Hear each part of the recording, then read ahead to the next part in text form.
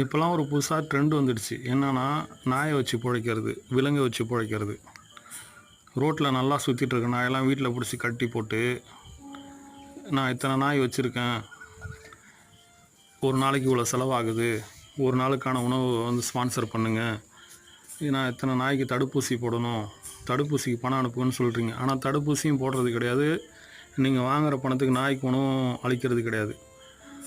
அதுக்கு உண்மையிலே நான் என்ன சொல்கிறேன்னா, ரோட்டில் பிச்சை எடுக்கிறாங்கல்ல, அவங்க இந்த மாதிரிலாம் ஏமாத்துறது கிடையாது. எனக்கு வயிறு பசிக்குது, எனக்கு சோறு போடுங்கன்னு சொல்லி கேட்குறாங்க. உண்மையில் அவங்க நேர்மையான மனிதர்கள். ஆனால் இந்த வாயில்லாத ஜீவனை வச்சு நீங்கள் பிச்சை எடுக்கிறீங்க, உங்களுக்கு கேவலமாக இல்லை?